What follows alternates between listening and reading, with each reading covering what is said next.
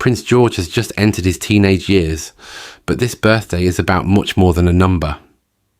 At 13, the future king is approaching a major new chapter in his life. In September, he's expected to begin at Eton College, the same school attended by both his father, Prince William, and his uncle, Prince Harry. And while the public has just been given a new glimpse of George through his birthday portrait, there is a much bigger question behind it all. How do William and Catherine prepare a future king for an extraordinary life, while still allowing him to grow up like an ordinary teenager? Today, we're looking at what is changing for Prince George, what is confirmed, and what this could mean for the future of the British monarchy. Part 1. George turns 13. On July 22nd, Prince George turned 13. To mark the occasion, the Prince and Princess of Wales released a new portrait of their eldest son. George is pictured in a dark suit with an open-necked white shirt, in a photograph taken by Matt Porteous following Trooping the Colour. The image was also reshared by King Charles and Queen Camilla. It may look like a simple birthday photograph, but George's 13th birthday arrives at a particularly important moment. He's no longer simply the young prince the public remembers from his early childhood. He's now entering his teenage years, and another major change is just around the corner. In September, George is expected to begin at Eton College. That is significant for one very obvious reason. His father attended Eton, and so did his uncle, Prince Harry. George previously attended Lamrock School in Berkshire, and reports say he will board at Eton. So this isn't simply a change of school. It represents a new stage in George's development, and it places him in an environment with a long association with Britain's political and social establishment. But there is another interesting part of this story. Eton is also close enough to Windsor that George will remain relatively close to his family. That means William and Catherine can continue to play an active role in his upbringing, even as his education enters a new chapter. One of the most interesting things about George's childhood has been the balance between his position and his privacy. He was born second in line to the throne, and his future is unlike that of almost any other child in Britain. But William and Catherine have also been careful about allowing George, Charlotte, and Louis to experience parts of childhood away from the constant pressure of royal life. That balance becomes increasingly difficult as George grows older. On one side, there is a normal teenage life, school, friends, family, and personal development. On the other, there is a future in which George could eventually become king, and that creates a unique responsibility for his parents. They have to prepare him without making his entire childhood revolve around the crown. George's public appearances have also gradually increased as he has grown older.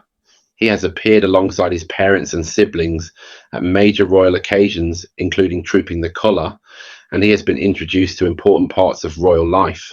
That does not mean that George has suddenly been given constitutional authority.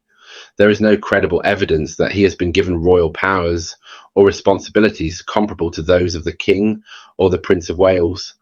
What we can see instead is a gradual introduction to public life, and that gradual approach may become increasingly important as George moves through his teenage years. There is another reason George's development attracts so much attention. He is currently second in line to the British throne. That means the way he grows up could eventually influence the way the monarchy looks decades from now. But we should be careful here. It would be wrong to claim that William and Catherine have already decided exactly what kind of King George will become. We simply don't know that. What we can observe is the environment they're creating around him, a mixture of family life, education, carefully managed public appearances, and gradual exposure to royal responsibilities. And those choices could help shape the person George eventually becomes.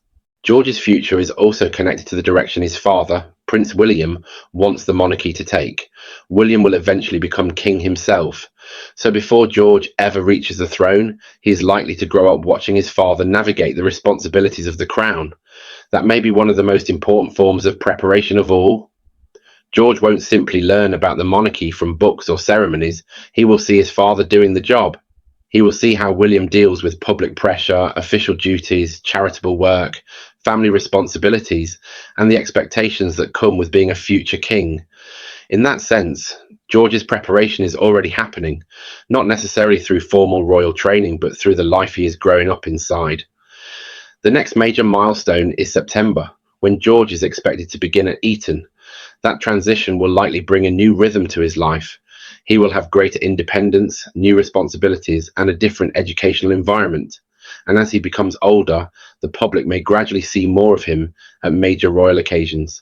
But the interesting question is how much of his private life William and Catherine will continue to protect.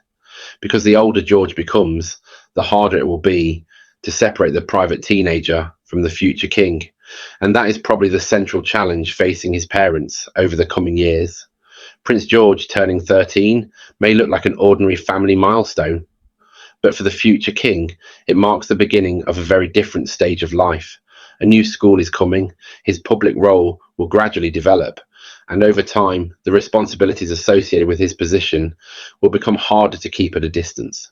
Yet William and Catherine appear to be trying to do something very deliberate, give George enough normality to grow into his own person, while ensuring that he understands the extraordinary future waiting for him.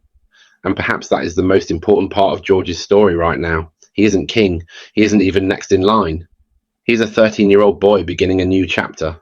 But one day, the decisions being made about his childhood may help shape the man who could inherit the crown.